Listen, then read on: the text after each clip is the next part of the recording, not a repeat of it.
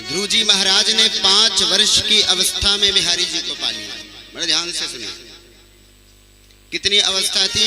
5 वर्ष की। और यहाँ 50-50 साल के हो गए, लेकिन शांति से कथा नहीं सुन सकते हैं। ये भी बड़ी दिक्कत है, विडंबना है महाराज। 5 वर्ष की अवस्था में ऐसा ध्यान चढ़ाया कि परब्रह्म परमात्मा आने पर विवश हो गए। मानो आज भगवान भक्त का ही दर्शन करने आ रहे हैं, भक्त भगवान को नहीं बुला रहे। ध्रुव जी महाराज का दर्शन करने स्वयं श्री हरि आए हैं। ध्रुव जी महाराज के सम्मुख सामने श्री हरि खड़े हुए हैं और जैसे आंखों को खोला भगवान का दर्शन पाया है ध्रुव जी महाराज ने। बहुत सुंदर स्तुति की है भगवान की ध्रुव जी महाराज ने। योऽन्तः प्रविश्य ममेवाचिमिमां प्रसुप्ता संजीवयत्यखिल शक्तिधरा स्वधाम्ना अन्यास्य हस्तचरण श्रवण तुगादि प्राणन्नमो भगवते पुरुषाय तुभ्यं प्राणन्नमो भगवते पुरुषाय तुभ्यं। ध्रुव जी महाराज कहते हैं, प्रभु आपने ही मेरे अंतःकरण में विराजित होकर के मेरी सोई हुई वाणी को जागृत कर दिया। और ध्यान से सुनिए, ध्रुव जी सुंदर स्तुति करते हैं बिहारी जी। हे प्रभु, मैं 5 वर्ष का अबोध बालक कुछ भी नहीं जानता था, लेकिन आपकी ऐसी कृपा हुई। यह प्रभु की कृपा ही तो है, बिनु हरि कृपा मिले ही नहीं संता। तो प्रभु की ऐसी कृपा हुई कि नारद जी का आगमन हुआ और नारद जी ने ऐसा चोखा मंत्र दिया कि मैंने आपको पा लिया। प्रभु आनंद ही आनंद हो गया। अन्यास्य हस्त चरण श्रवण तुगादीन प्राणन नमो भगवते पुरुषाय तुभ्यम। हे प्रभु, यह जो मेरी इंद्रियों में शक्ति है ना, इस शक्ति के प्रदाता भी आप हैं। कितनी इंद्रिय होती हैं हमारी? कितनी इंद्रिय हैं? 10। 5 ज्ञानेंद्रिय और 5 कर्मेंद्रिय। 10 इंद्रियों का जो राजा है, जो संचालन करता है 10 इंद्रियों का, वह है हमारा मन। ध्रुव जी महाराज कहते, प्रभु यह जो मेरी इंद्रियां हैं, इनको जो शक्ति प्रदान करते हुए आप ही हैं। आप ही इंद्रियों के शक्ति प्रदाता हैं। मैं आपके श्री चरणों को पाकर के धन्य हो गया। अन्यास्ते हस्त चरण श्रवण तुगादि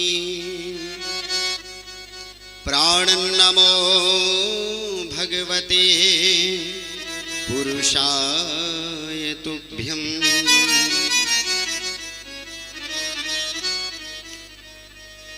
मेरी बुद्धि में बहुत दोष था, लेकिन आपके दर्शन हुए और मैं निर्दोष हो गया, सदोष हो गया।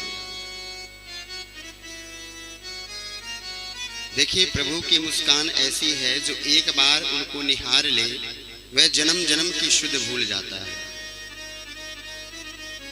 दर्शन 3 प्रकार से प्रभु के होते हैं, बड़े ध्यान से सुनिएगा, सावधानतया। 3 प्रकार से प्रभु के दर्शन होते हैं और तीनों दर्शन ही शास्त्रों में श्रेष्ठ बताए गए हैं। एक दर्शन है स्वप्न दर्शन। पहला दर्शन कौन सा है? स्वप्न दर्शन। सोते हुए प्रभु का दर्शन हो जाए, यह स्वप्न दर्शन कहलाता है। कभी कभी स्वप्न में भगवान आते हैं, दर्शन देते हैं, सुंदर सुंदर अपनी छटा दिखाते हैं, झांकी दिखाते हैं, लेकिन जिसके ऊपर प्रभु की असीम कृपा होती है उसी को यह स्वप्न दर्शन प्राप्त होता है। द्वितीय दर्शन होता है मूर्ति दर्शन।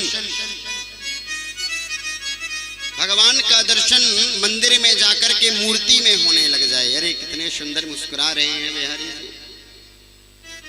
और मूर्ति में जैसे प्रभु का दर्शन होने लग जाए तो समझिए आपके ऊपर प्रभु की कृपा होनी प्रारंभ हो गई है। यह प्रभु का द्वितीय दर्शन है। और तीसरा दर्शन कौन सा है? साक्षात दर्शन, जो ध्रुव जी महाराज को हुआ है, प्राप्त हुआ है। श्रीमन नारायण सम्मुख खड़े हुए हैं, साक्षात दर्शन ध्रुव जी महाराज प्रभु का कर रहे हैं।